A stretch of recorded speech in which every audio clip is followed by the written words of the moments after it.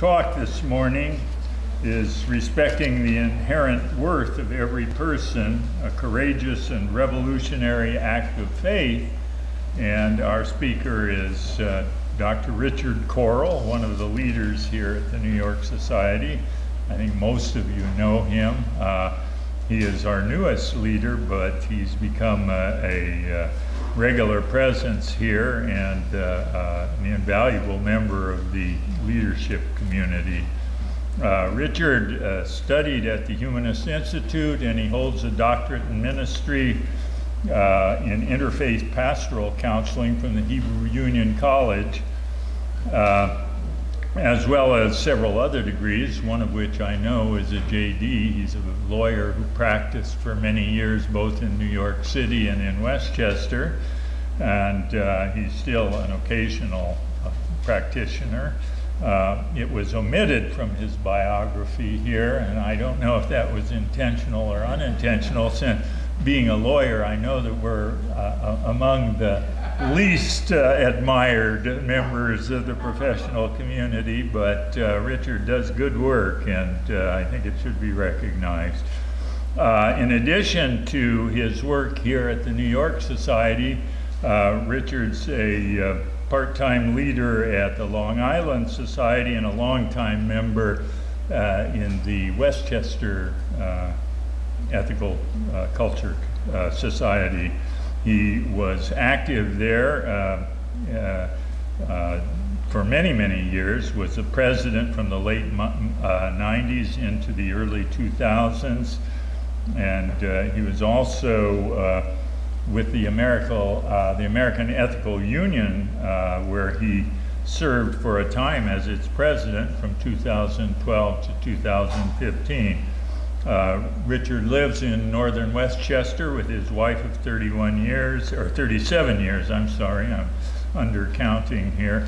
It says here that it proves that a marriage that's sanctified by the Ethical Culture Union will endure. Please join me in greeting Richard and welcoming to this morning.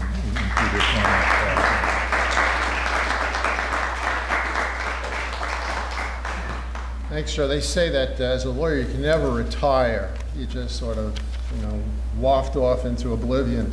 And I've been trying to waft off for a while, but people keep on calling me. I don't know why. Well, I did prepare some remarks for this morning. And I'll talk about that. Well, some things never seem to change. You would think that after so many generations of living on this earth, we humans would finally learn to live together, to take the high road, but history keeps repeating itself.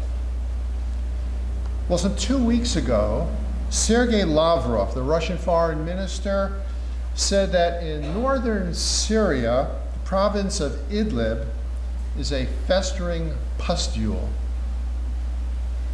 So this is part of a warm-up, a preparation for a planned bombing campaign, obviously, to clean out the remaining rebel stronghold in that part of the country, the part of Syria that the dictator Bashar al-Assad has yet to consolidate. He doesn't seem to be referring to the people living there as people, but as disgusting things. Well, soon there'll be certain to be massive casualties, from the bombing, including and especially civilian casualties. We'll soon see horrific pictures of rubble-strewn streets, makeshift hospitals, and lots of suffering refugees. This is very much the story of our time. Rivers of refugees brutalized by bombing raids. There'll be a numb reaction to it from a world that's become inured to the unending stream of bad news and misery from that part of the world. The very regularity of it, the repetition, the habituation that blunts the impact of the awfulness of it all, it inures us to these ongoing tragedies. So how easy it is to forget the humanity of those who are suffering, to quantify an event, to classify it, contextualize it, and objectify it. It was Stalin who once said, "One death is a tragedy, but 1,000,000 deaths, it's just a statistic." Can we remember that these are people being victimized, human lives involved? Well, since its beginning, ethical culture has had as its core principle the affirmation, the belief of the inherent worth in every human being, in every individual.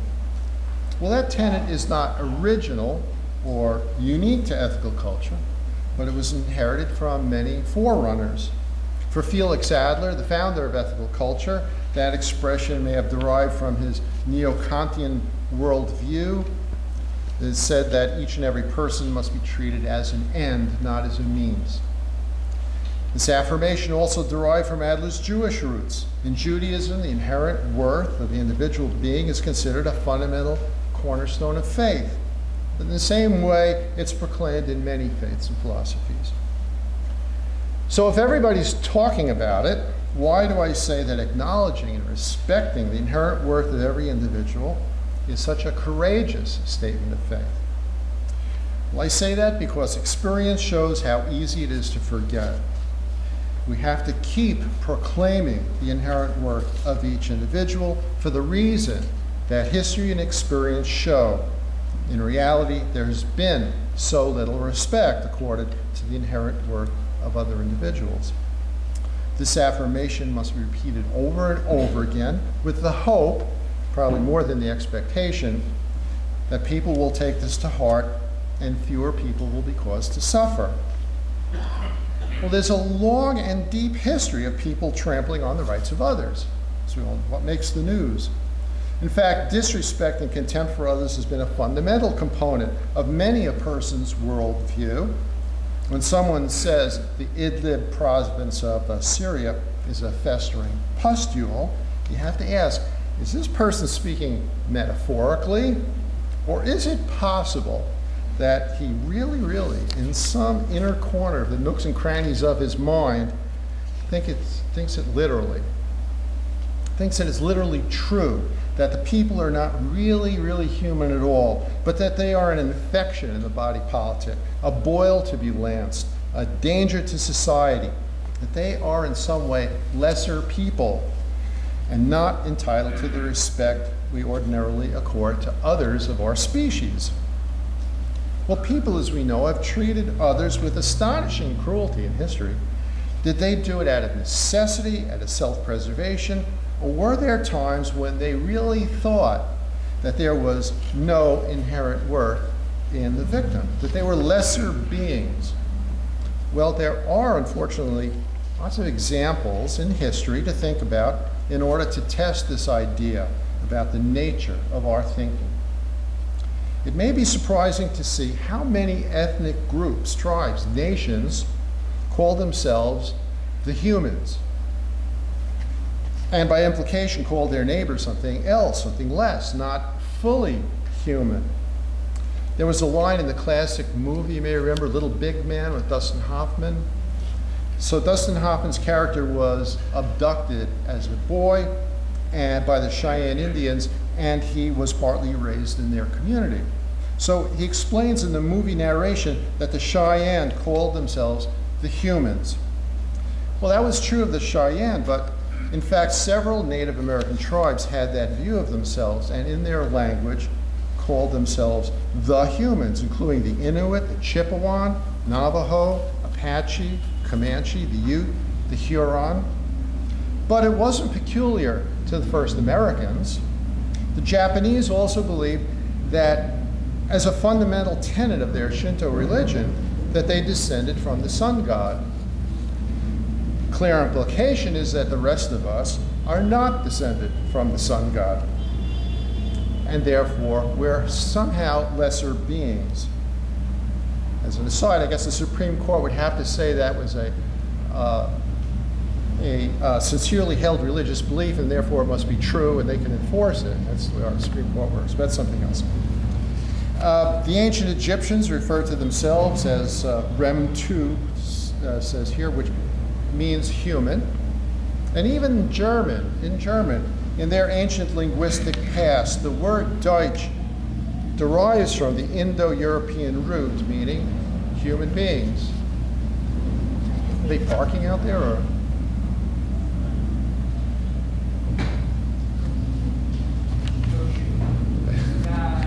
All right. Well, you have another. Don't close the window.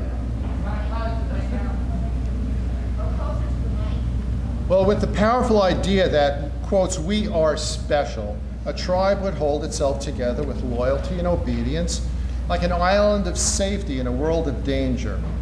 Those in other tribes, they cannot be trusted, they're competitive, treacherous, heartless, and they must be avoided at all costs. Xenophobia is a powerful community building tool. So again, we ask, is this supposed identity of non-humanness, is this a metaphor, a useful construction, an artificial ploy, or do some think it literally? Well, I'm going to argue that some people do take it to the extreme of accepting it as true, and that some really do dehumanize others as a rationalization or excuse for abusing them. So this strategy of dehumanization has to be implemented intentionally for it to take hold, because it has to overcome some really deeply embedded traits, human traits, that push back. That traits like empathy and identification with the other. There's a lot of evidence to suggest that people will naturally not want to harm others. Just think about how 8 million people live together in New York City with so little friction, no violence. So it takes a lot of encouragement to rouse people to violence. Studies have shown that even in the armed forces, a majority of conscripted soldiers in combat never use their guns against the enemy. In order to get the soldiers to shoot at the enemy, a great deal of training is required. Part of that training is to convince the soldiers that the enemy is subhuman, not entitled to respect as human, not endowed with worth, worthless. Therefore, they can be shot at. So you have to encourage the draftees to shout and scream while they practice bayoneting the enemy, and have them call the enemy the names of all kinds of disgusting animals. So they are subhuman and not worthy. With enough repetition, it kind of works. And there are just a couple of examples from the news. Leading up to the massacre in Rwanda, the Hutus called the Tutsis cockroaches. Not casually, part of a campaign. On the radio, in speeches, the people were bombarded with hate-filled talk about those cockroaches, the Tutsis. In the Nazi propaganda film, The Eternal Jew, Jews were depicted as undifferentiated swarms of rats. In our own World War II propaganda, the Japanese were shown in films as indistinguishable from each other, so they are an undifferentiated mass and therefore not real people. Meanwhile, the Japanese were awash in messaging about their own special origin as descended from the sun god, while the Chinese, the Koreans, and the other conquered peoples were lesser and therefore worthless. So Sergei Lavrov's depiction of Syrian rebels as a festering pustule is really part of this ancient practice. So in this process of dehumanization, people of certain groups and classes are denied inherent worth. So how else can we violate them? But how do you convince people? Those other people look a lot like us, right? They have every physical feature of humanness. So to deny them humanness, there must be something wrong. There must be some element or attribute that's missing, a certain something, a spiritual essence or something that they don't have that we have, that distinguishes them from us. A mystical essence of humanism that by which they're like robots, without real feelings. They're coldly rational. They're preternaturally capable of doing one single thing while lacking any spark of conscience. They have no art. Some writers have proposed that in this sense, the sense of a human essence grows out of the idea of what they call a natural hierarchy of types. That is to say, we tend to look at the world and catalog and order the many living things into a hierarchy from the lowest to the highest. Of course, we the humans are the highest, and those who are different exist along a scale of increasing complexity, be they slugs, clams, pigs, cows, near humans, and humans. Those not exactly humans exist somewhere lower on the scale, and they don't rate fully as people. The Nazi mantra, so often repeated, went like this: not every being with a human face is a human. This special separateness is a denial of the person's humanness, a denial of a person as a member of the social fabric. This special separateness, such person is no longer within our society and is now outside of our communal concern. It's a pseudo-human. He or she can now be treated harshly without breaking any taboos. Someone lacking full membership in the dominant community is like any other animal, like a piece of property, and that is how a slave can be treated. Slavery is more than brutality. It's the separation from the social fabric, the denial of personhood, objectification, the denial of inherent worth and dignity. He or she has no protections granted by the society. Meanwhile, the slave owner, being a full human and a member of society, may have his property rights protected. In just that way, the United States Supreme Court held in 1857, as a matter of American law, that one Mr. Dred Scott, a man of African ancestry, could not be a citizen and therefore was not entitled to protection of the law. At that time, such people were generally held as property and by the class commonly designated as fully human.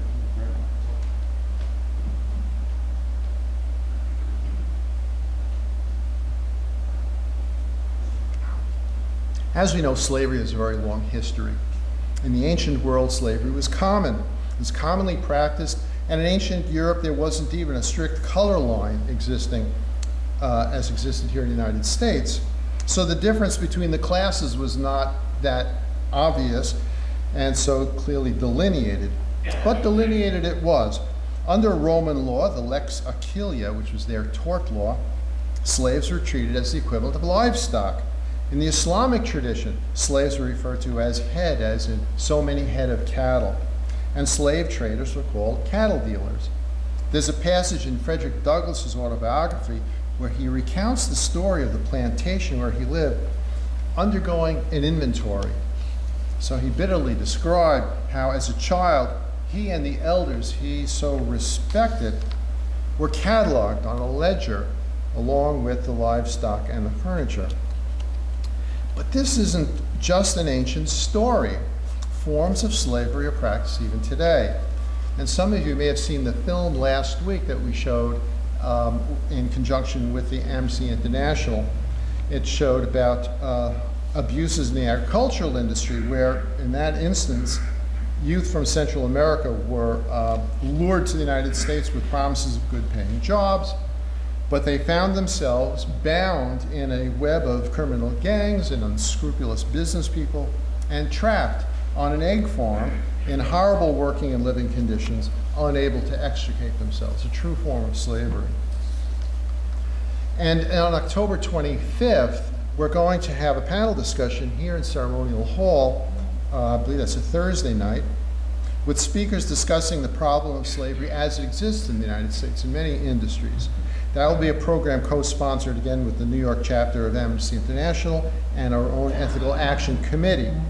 It's just simply extraordinary that slavery exists in our day. It's outlawed, of course, but how, you might ask, can there be people so, shall we say, unevolved that they'll treat people with such disregard and such selfish cruelty?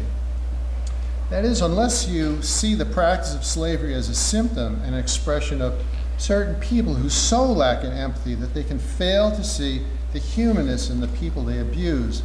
These are criminals who subordinate the basic humanity of others for their small and mundane purposes, principally money, but sometimes for the pettiest of gains, the small conveniences that a personal servant will provide, all acquired with calculated manipulation, trickery, and sometimes torture. Who are these slaveholders? These criminals who lack the most fundamental sense of responsibility, who see the world as a mere buffet for their own self-aggrandizement, who will stop at nothing, at no concept of fairness or justice, but just for personal advantage. There has to be something missing in them to be capable of such crimes. Moreover, many of them are in the U.S., here in the U.S., are foreign-born, having come from other countries like Saudi Arabia, where their culture does not respect the individual. They are bringing into our society these lesser norms of less evolved societies, infecting our society with their mores. I have absolutely no sympathy for these perpetrators. They are despicable. There has to be some harsh punishment in proportion to the harm they cause their victims. So what just happened now? You follow me? Where did I go with that? I started railing against these despicable slaveholders, right? All right, the lawbreakers, but I also got into the foreign countries of origin. You hear that? Well, they are pretty bad, but I can summon a lot of hostility against them if I really put my mind to it. So I'm selecting a class that perpetuates awful crimes, but here's the question for today. Can you summon your ethical resources and find your way to attribute worth to these people too? In each instance of class hatred, a rational basis is used to denigrate and disrespect the victim or class, whether made up, rumored, partially true, totally unfounded, or wholly mythologized. There may be a history behind the hatred. So what's wrong with my reason? Huh? Why shouldn't I pursue my hatred against the group that I selected? There's no challenge in talking about the inherent worth of each other, or disadvantaged people, or those whose stories inspire sympathy. But what about those who have done bad things by our standards? Can we accept them too? Can we embrace them into society as well? Or do some people show themselves to so lack value to society or such a danger to the human family that they are to be shunned and banished, denied personhood? Felix Adler, founder of ethical culture, explained that in his view, respecting the inherent worth of every human being was absolute. It's not based on anyone's value to society. It isn't a reward for good works. In his view, everybody has inherent worth simply by virtue of being human. It's a quality that we attribute to people. They don't have to earn it.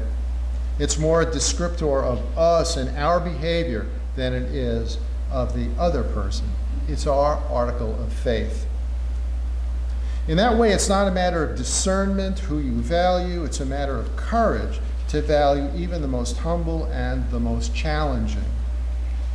Central to Adler's thinking was that people all are interconnected and interdependent. We all comprise a vast fabric that's knitted together by the network of our interconnections. As a member of the human race, each one is a component of this fabric. Everyone has a uniqueness that renders them irreplaceable. Therefore, everyone is necessary. At the same time, everyone is part of the larger whole where we all link together. So, he would say, criminal conduct by any one person tears this social fabric, and that concerns everyone. So how can we overcome our revulsion and attribute worth to the person who committed the worst acts? Part of a faith in people is the belief that everyone has a core of humanity and holds a possibility of redemption. That there is a chance, no matter how slim, that such person can improve him or herself and participate in society in a positive way, maybe an ever so small way. Any effort towards redemption is encouraged, and that success is facilitated by our expression of faith in the person and the acceptance of the possibility of his or her growth. Well, how do you teach people, or even teach ourselves, not to hate members of a disfavored group, like racial minorities, immigrants, ex-felons, gang members? Richard Rorty, the American philosopher, suggested once that arguing the logic of equal rights and other abstract rational grounds for tolerance and acceptance will not work. People are moved by passions, not by complicated theories or abstract concepts. So he said, telling sad, sentimental stories about these disfavored groups, stories about their trials, their travails, that would humanize them in the minds of many listeners and blunt the passions of hatred. Stories like these are remarkably effective. Ask any advertising person. By making it personal, they touch the heart. The only problem is who gets to do it first. The Nazis also used sentimental stories to show how the poor Aryans were abused by the gypsies, the Jews, the trade unionists. And they owned the airwaves, so they did it first and set the tone. So that's pretty awkward. But suggesting that you can attribute worth to, say, a Nazi, knowing about all the crimes, is not asking you to overlook the crimes. Respect can also mean giving someone full credit for the crimes he's committed to, recognizing the act of a mature, decision-making individual. They were just wrong. But it does raise the question about what you do with the worth you've recognized. If the perpetrator does seek to repent, when is forgiveness granted? When is repentance real? When is the rent in the fabric repaired? This issue is placed hotly before us in today's news with the Me Too movement and the general reckoning that's rippling through our entire society. The public is calling on people really everywhere to come to account for destructive conduct that people have done or participated in the past. So this is an enormous subject, obviously, and I can't do it justice today, but suffice it to say that people are being called to account for behavior in which they fail to respect the worth of others by denigrating them, debasing them, and physically abusing them. People were treated as objects, as means and not ends. So there is a pretty ferocious debate going on over the question of redemption. When and how will someone who's lost his position because of destructive conduct engaged in be re-accepted into our community? So interestingly, last week, as some of you may have followed the story, John Gomeshi, the Canadian journalist, has a piece published in the online New York Review of Books. So he was roundly criticized for having sexually harassed and abused several women and was prosecuted in Canada under, they have harsher laws for sexual harassment or sexual abuse, and he was acquitted. So in his essay, he showed mostly self-pity, really, his own victimhood, and he kind of passed over the harm that he caused to others. So I think I'm missing something here. So what happened was, oh, sorry. I think I'm missing a page. Well, what happened was the editor of the New York Review of Books was fired because of the general uproar of the public for having published that piece, which basically was such a piece of self-aggrandizement in this. So he was reaching out, and it was ineffective. It was not accepted. So he showed mostly self-pity, his own victimhood. I think I read that. Here we go. So what does true forgiveness require in order to be earned?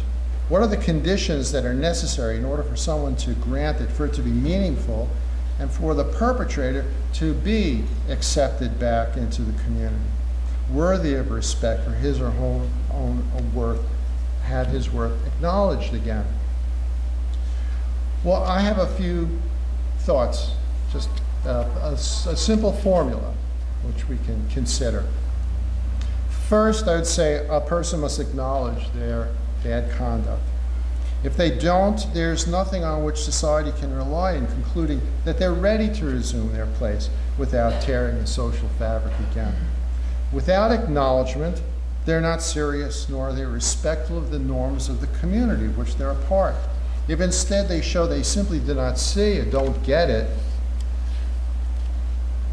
then they're simply not living within the same social order as the rest of us. Clearly, we're not understanding each other, and the question is whether separation isn't the most appropriate remedy, such as taking back the badge, revoking the license, or maybe dropping someone from the cast. Second, they must recognize the harm that they caused. Only by expressly acknowledging the harm caused can the victims feel heard. If the victims do not have assurances that their cries have been heard, there's no basis that they can be made whole. They have not been understood and their worth not valued. Third, I would say there must be an apology. There must be stated clearly and without ambiguity or hedging that they're sorry for having caused the harm. An apology is a direct communication from the perpetrator to the victim. And it's instructive to see how important and effective apologies can be. For an extreme example, think of the Truth and Reconciliation process that was undertaken in South Africa and Rwanda. In Rwanda, neighbors murdered neighbors. And after those tragic events, survivors found they had to go home again, often back to their homes next to those who had killed their family members, and they had to learn to communicate. The power of an apology was shown to be extraordinary, getting people to accept each other once again so that they could live tolerably again as neighbors. Of course, the heavy hand of the government helped in suppressing any kind of retributions. Fourth, they must commit to change their behavior and never do it again. Unless there's a change of state, unless there's a growth from one state of being to another, there's no assurance that the person can function in the community any better than before. The old state of being, the old set of norms, the old understandings of how one makes one's way has to be changed, and a more socially functionable understanding needs to take its place. Fifth, I would say that the first four steps have to be sincere. It just doesn't work if they're yesing you, right? The point is for the person who caused harm to recognize the inherent worth of the people who they harmed and the need to pay respect. That's the change. And the sixth may be reparations. Sometimes the harm calls for compensation, sometimes for retribution, what's enough, what's appropriate.